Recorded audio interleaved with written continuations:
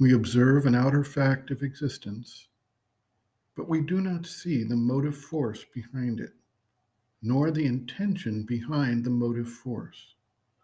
Thus, Darwin identified an evolution of species, and researchers have identified families of species, development of specific characteristics within those families, and the sequential development of new powers of awareness, consciousness, and action as the forms evolved.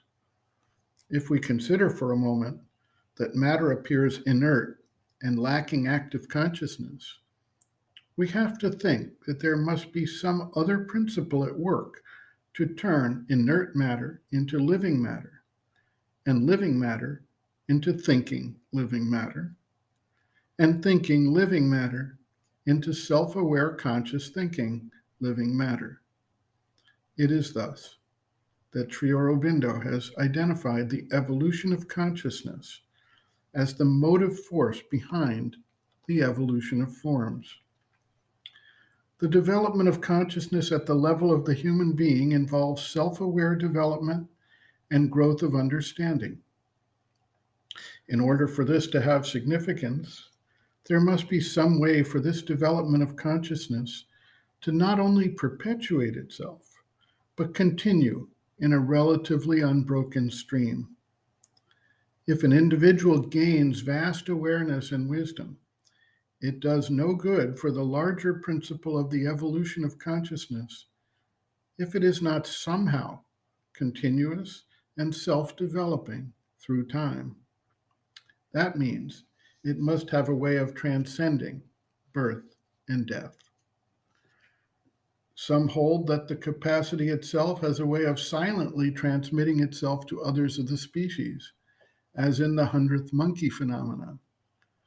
This explains partially, but not completely, the successive growth of consciousness, in that it may spread horizontally, slowly and with time, but does not have a vertical trajectory. Some hold that consciousness is a stream similar to a river that flows along certain paths to the sea, although the water is ever changing. This too has a partial explanation for consciousness, without the need to posit any individual form of growth. Neither of these explanations provides a significance to the self-aware individual, however, and it is only through the phenomenon of rebirth that such a significance can be found.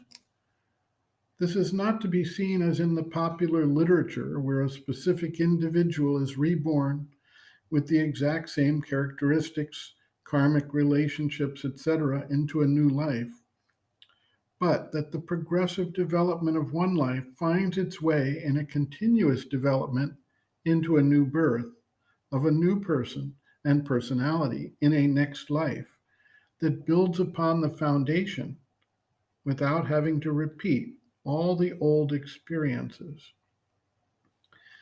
In The Life Divine and in Rebirth and Karma, Sri Aurobindo describes at some length the rationale for why rebirth is a necessary component in the evolution of consciousness, as well as the mechanisms involved. We refer to those texts for more detail in this regard. In the current text, Sri Aurobindo writes, quote, "If evolution is a truth, and is not only a physical evolution of species, but an evolution of consciousness, it must be a spiritual and not only a physical fact.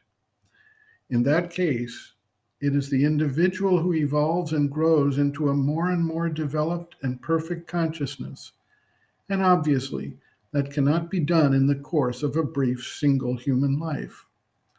If there is the evolution of a conscious individual, then there must be rebirth. Rebirth is a logical necessity and a spiritual fact of which we can have the experience. Proofs of rebirth, sometimes of an overwhelmingly convincing nature, are not lacking, but as yet they have not been carefully registered and brought together." End quote. Reference Sri Aurobindo, Integral Yoga, Sri Aurobindo's Teaching and Method of Practice, Chapter 12, Other aspects of Sri Aurobindo's teaching and method of practice: Rebirth, Karma, and Destiny, pages 343 to 347.